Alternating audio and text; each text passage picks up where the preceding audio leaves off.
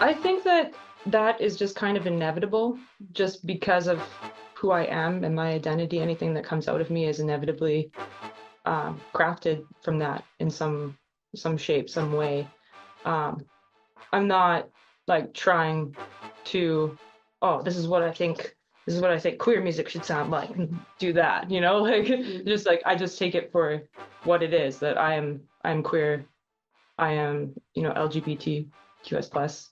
So anything that I create, I think it just is that.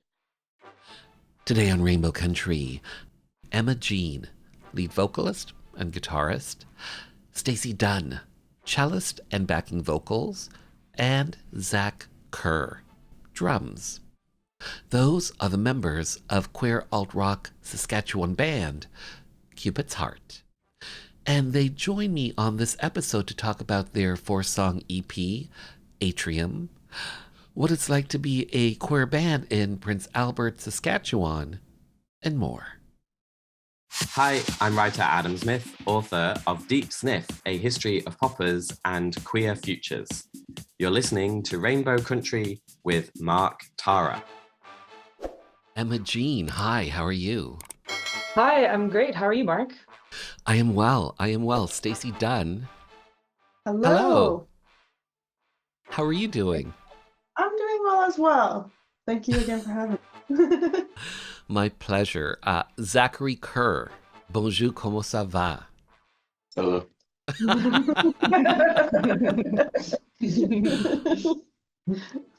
A man of few words.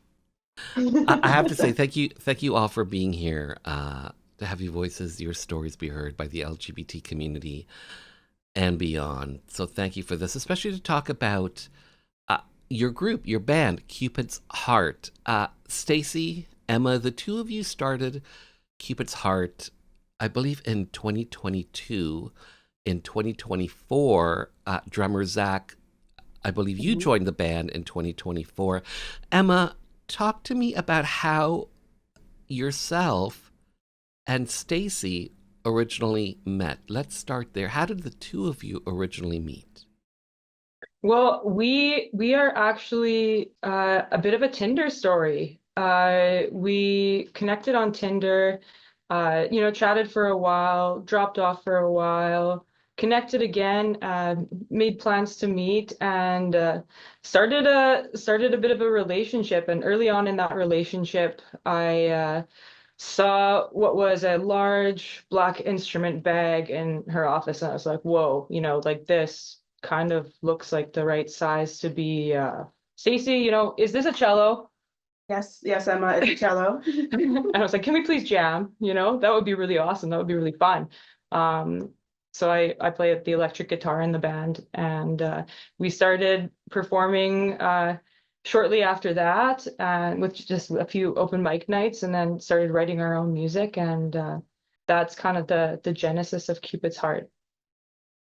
So, Stacey, at what point did the two of you decide to start Cupid's Heart? Was there a moment? Was there a flashpoint? Was there a specific time when something happened and the two of you decided, let's start doing something together officially? Well, when she was describing seeing that cello, I thought it was going to be just kind of a one-off. Let's go have some fun. Let's go do some open mics and just have fun, creating a bit of music together or playing music together.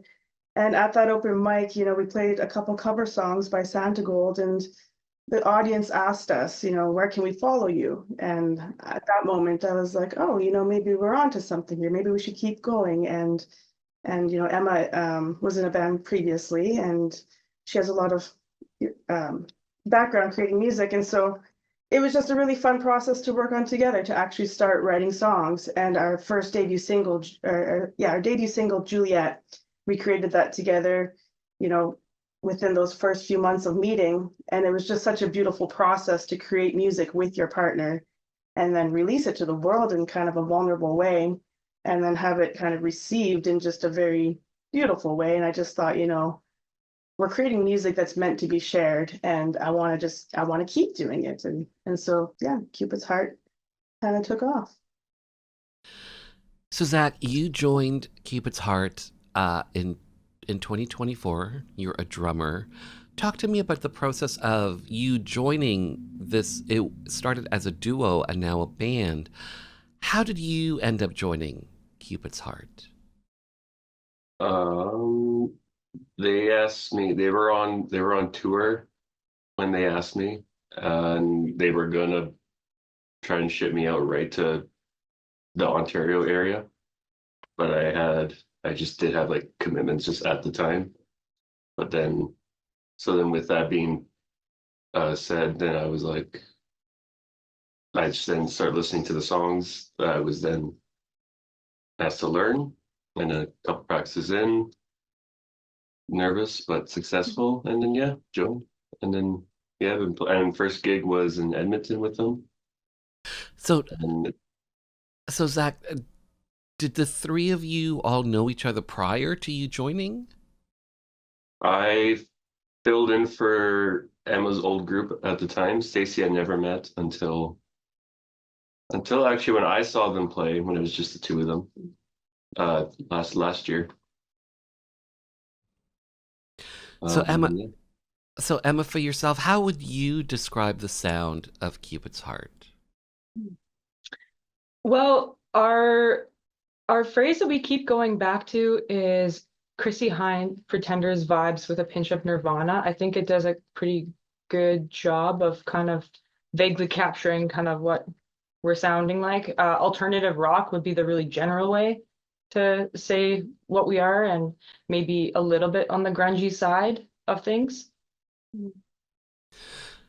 Okay, so in July 2023, Cupid's Heart released an EP, Atrium, a 4-song EP. Uh, quote, and you just mentioned it, quote, Chrissy Hynde Pretenders vibe with a pinch of Nirvana, unquote. And that's from the North Saskatchewan Music Zine, North Sass Music Zine. So, Stacy, how do you feel about your band being described as, pretenders, Nirvana? How does that make you feel? Well, Mark, I feel like it's pretty cool. You don't usually typically hear cellos kind of being in more of a grunge setting, and we've had to play around with some of the projection of sound with it to kind of match the guitar.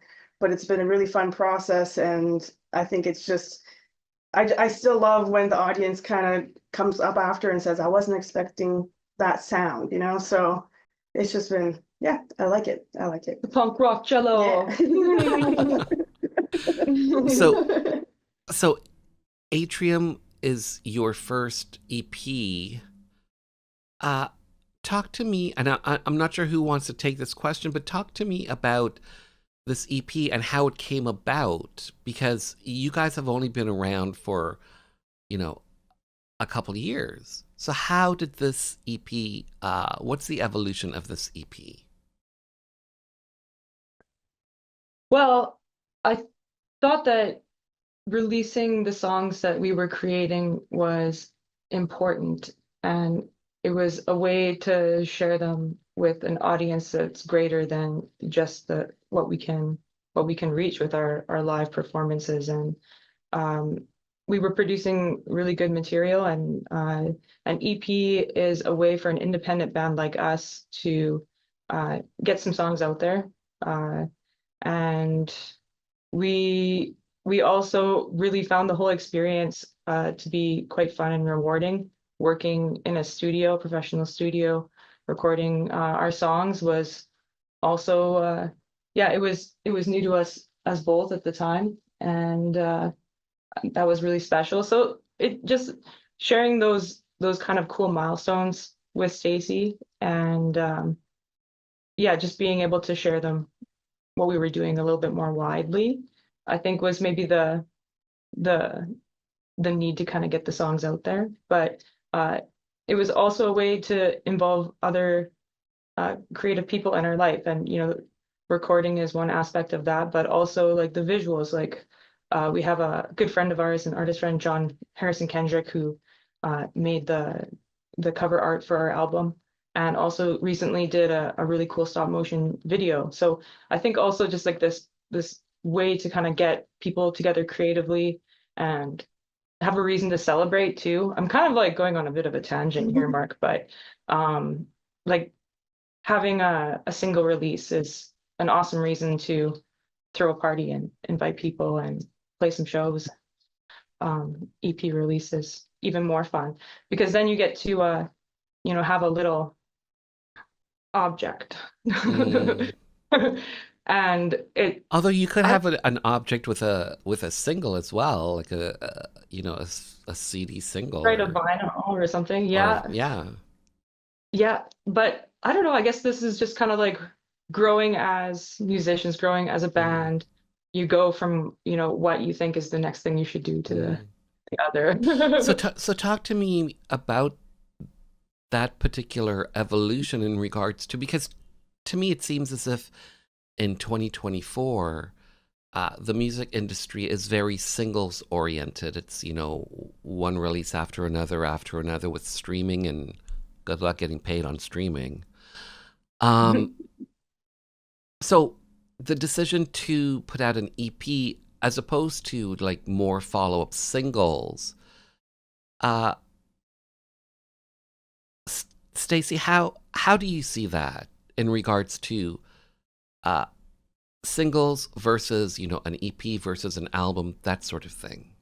Well, you're right in saying that I do also see that, singles releasing, just the change in the way music is consumed is, one way that people like to do it. But I think with the EP, especially with Atrium, those songs were kind of a collection, and they came out of we wrote them very early in our relationship, and so they were also kind of born out of this queer love story, and they were all kind of related in different aspects of love, and so they just fit really well together, and we wanted to release them as a collection that way to the world. And so that I think also guided the decision to do an EP.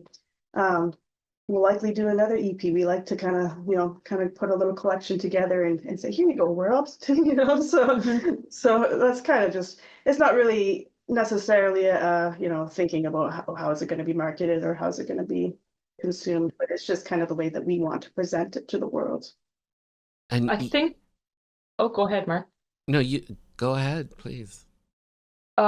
I was just thinking about how we would like to move in the future, and I do definitely see the value in holding attention with multiple single releases. And I think that we will place an emphasis on that in the future, but I do also see the value in having a little collection at the end. So, you know, releasing all these singles is great, but I would love to then put them on a little EP or a little collection, because I think it's wonderful to send them out and get them in the mail. Like I really love Mm. that part of things, and I think it's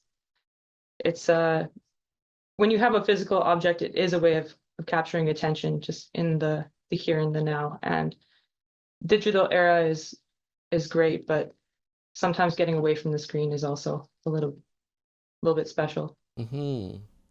And Zach, you guys are all based in Prince Albert, Saskatchewan. The music scene in Prince Albert, Saskatchewan. What is the music scene like there? Throughout the years I've been playing, it has changed in kind of like genre forms. Like early on when I was playing, from what I was just hearing, it was punk and metal. Then that died. Then it's like it very much comes and goes. It dies down.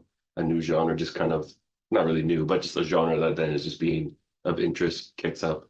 Pop punk was the thing, died down, and then rock died down, country dies down. Yeah, it really just it comes and goes. There actually are a lot of musicians here in Prince Albert, and it's cool that it very slowly has just been building up. And the title for your first EP, Atrium, because there's no song called Atrium. where does the title come from? Uh, I really enjoy words that have multiple meaning. Uh, I think maybe it is part of an interest in poetry, but the word atrium is a word that can mean uh, a entrance way, kind of like an entrance room, or a room full of light, or it can mean a chamber of the heart. So our band is Cupid's Heart, and we come from a bit of a love story, and it was our debut EP. So I thought it was just kind of a nice kind of visual or metaphor for introducing our music to the world in this kind of welcoming, light-filled room of the heart, you know? And so, Stacy, the origins of the name of the band, Cupid's Heart, Yeah, how so did that's that come actually about? it's a pretty cute story. So going back to when we first started playing open mics, it was just Emma and Stacy, but we wanted to test our music on an audience. So my friend's daughter, who was 9 years old at the time, Annette, she was our audience, and afterwards she was like, "Well, now if you guys are going to be a band, you're going to need a band name." So we thought, okay, well, what would you name a band? Write down like your top, 5, 10 choices. And so we looked and we really liked the top three she came up with, and we checked to see which one was available. And Cupid's Heart. So that's how we were formed, or that's how we were named by Annette. Mhm. Our unofficial band manager. Yeah.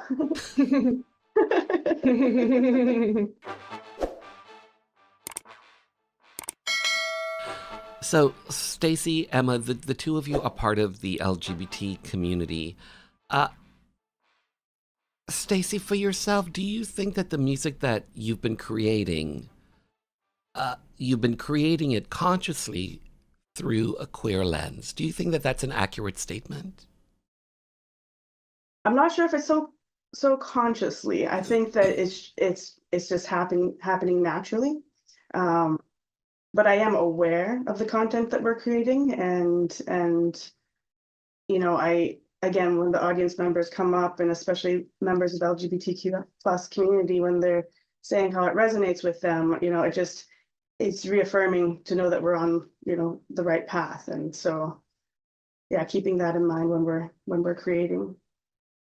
And Emma, for yourself, how do you see the creation of your music? Do you think you're creating it through a queer lens? I I think that is just kind of inevitable, just because of who I am and my identity. Anything that comes out of me is inevitably crafted from that in some shape, some way. Um, I'm not like trying to, oh, this is what I think queer music should sound like, and do that, like just like I just take it for what it is, that I'm queer, I am, LGBTQS plus. So anything that I create, I think it just is that.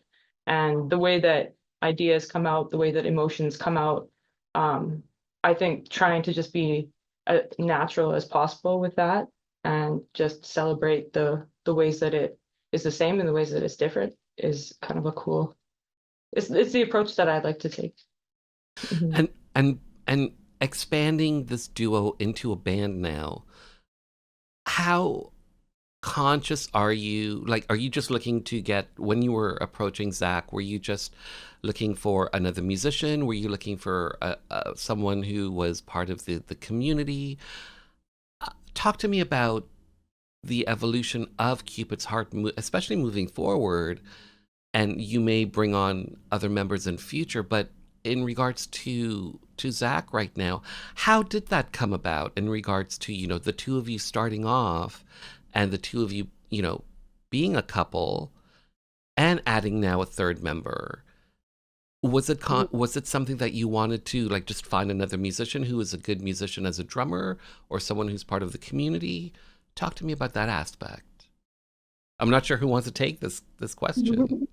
Sure, I'll try. Uh, well, Zach is a part of the LGBTQS plus community. Oh, well done. Uh, Okay. but actually, I did not know. we We didn't didn't know fully know either. So I Zach, you can't really sly fox, you. can't really list that as the reason why we picked him or anything. Mm. Um, but I had always remembered Zach from working with him through my previous band, and I remembered that how talented he was and how adaptable he was, and just that he was a wonderful, kind human. And that's the kind of people that we like to work with. So we wanted to try him right away. And, uh, I think that wanting to add drums to the band, uh, it was something that we experimented a little bit with the sound of live percussion. And we realized that we really did like it, and it added to the energy of what we were going for. And it created, some more dynamics, some more intensity. And Zach himself is quite a good showman, and is he keeps the crowd quite entranced as well. So like now there's three of us working the attention of the audience, and yeah, lots of good things, lots of good reasons. It was fun working with the drum machine in the beginning. I think it helped us to get started as a group. But now that we have live drums, I don't think I want to go back. Mhm. Hmm. But yeah, I'll just add that like it wasn't just about finding an exceptional musician with exceptional skills, which Zach has, Hmm. but also yes, we are in a relationship. We have an intimate connection, so bringing someone else into this dynamic was certainly considered, and it was very apparent early on that Zach really fit our little energy scheme that we got going on here, and I think that we've become really, really close as a trio, and it's just being able to continue this creation in such a comfortable, inviting space. It's exactly how I would have imagined our evolution to be. So Hmm. really excited to see what comes out of this. Hmm. I will say though, you may want to hold on to that drum machine because it can definitely be a texture that's in the background, like an Mm. Mhm. ongoing thing in the background. If you think of like Genesis, the band Genesis, and Phil Collins, and all that sort of Oh yeah, stuff. yeah. Zach, for yourself and joining the group now, and the three of you are part of the community. How do you feel about that? Do you feel like you're able to be more of yourself in Cupid's Heart compared to maybe some other groups that you were part of?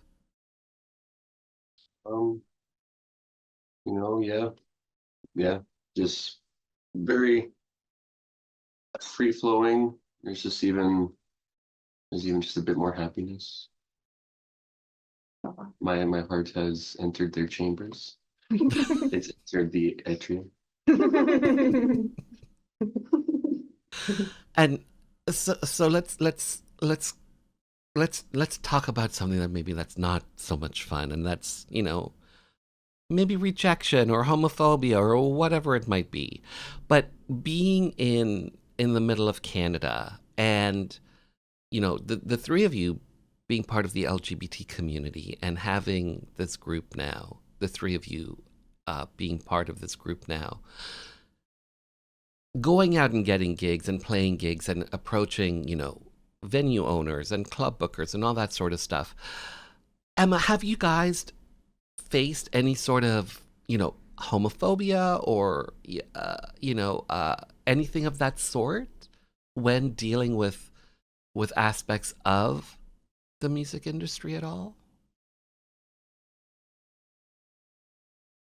I wouldn't say that there's been an incident that's been um, like aggressively directed at us.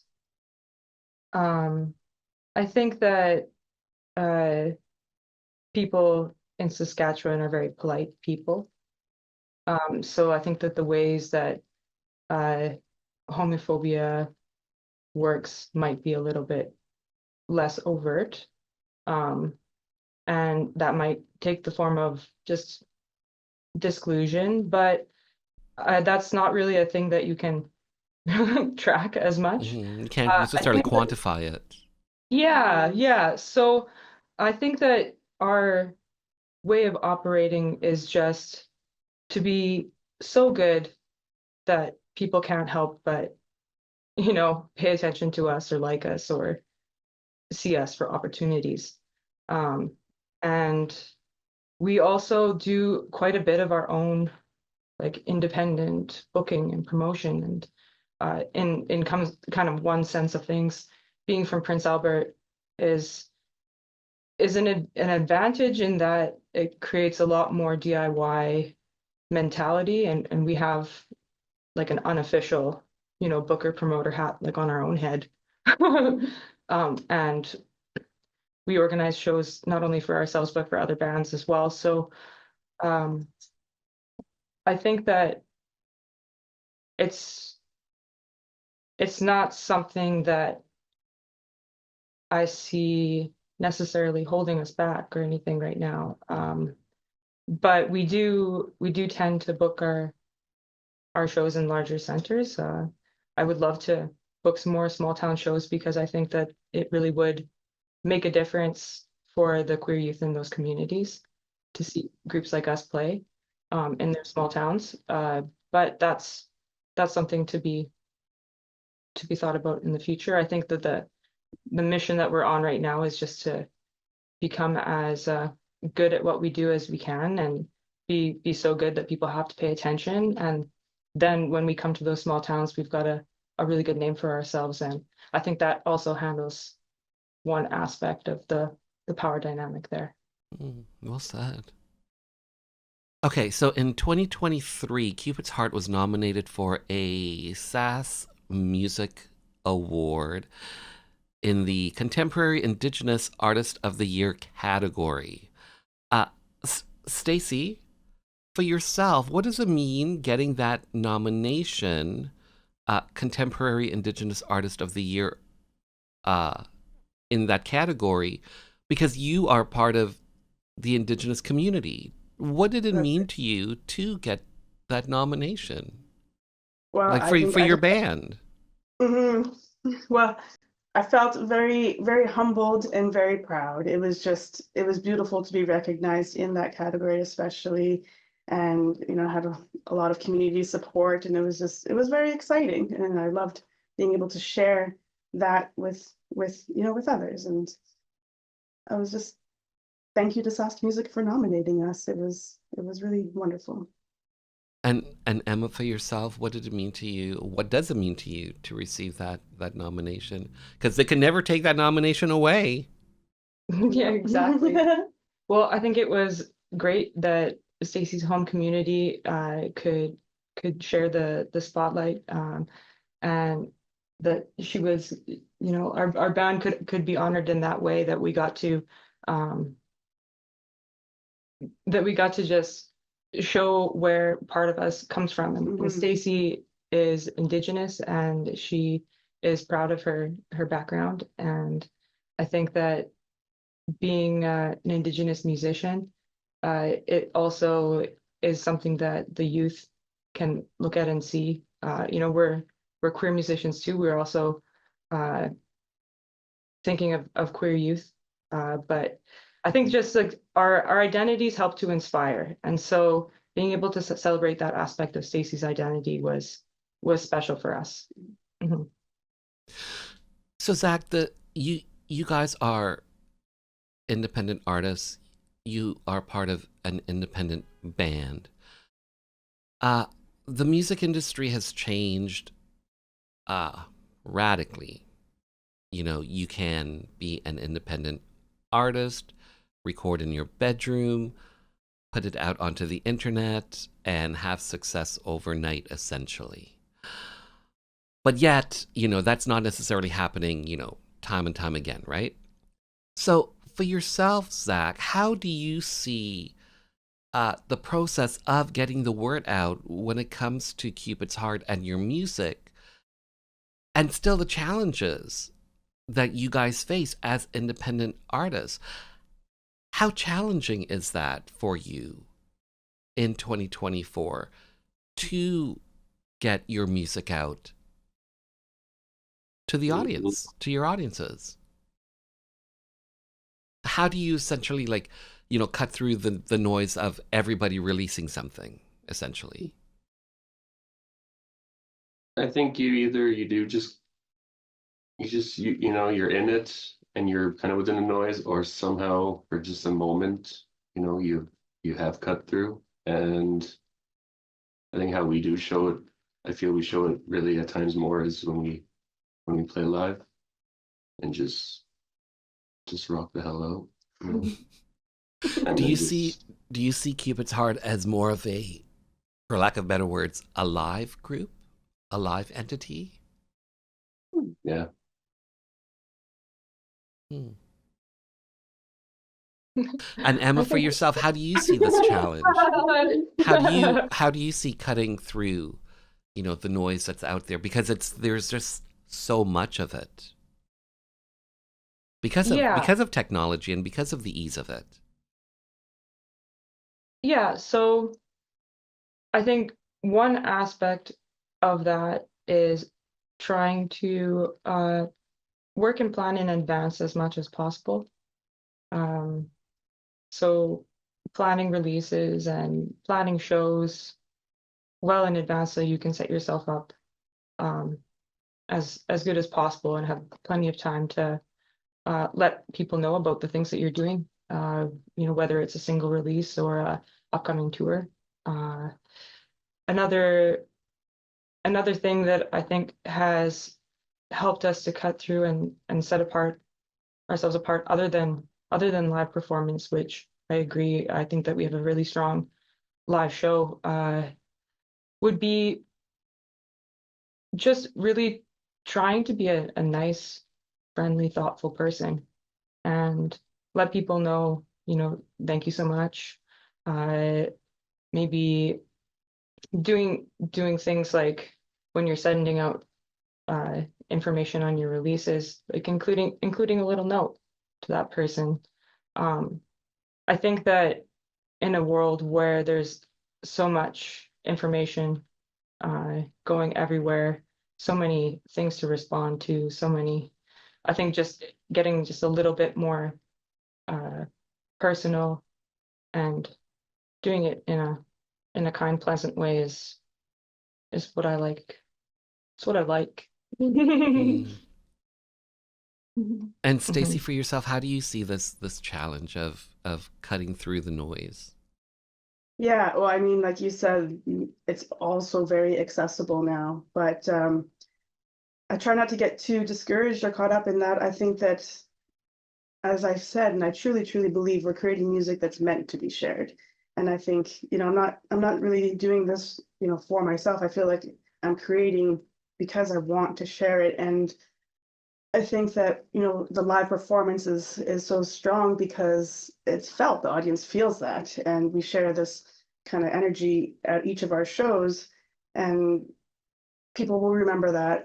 And I think that then, when you're listening to the tracks, you kind of these feelings might come up. And yeah, I'm just very optimistic that people will connect with it, and it'll happen. It'll happen. Mm. Mm. So earlier you mentioned you have a new music video out. The track is what, Peace? And it's a Mhm. stop motion video on your YouTube channel. In regards to this track, and it's what, the last track on your EP, Atrium, what's this track about, Emma? Peace. Uh, Peace is a track that is loosely about a relationship gone wrong. There's an element of one person kind of not leaving the other alone. The refrain of the song, "Damn baby, just leave me in peace," I think is kind of trying to collect that that emotion, that element. Um, that's what I would say. That's what I would say it's about. Mm, well said, well said. Well, Zach, Emma, Stacy, Cupid's Heart, well said, well done, well made, well recorded. Thanks for your time. Thanks for being on the show. I appreciate it. Well, thank you for having us, Mark. Thank you. Really enjoyed it. Thank you very much for having us, Mark, and keep an eye on us around Valentine's Day of the next year.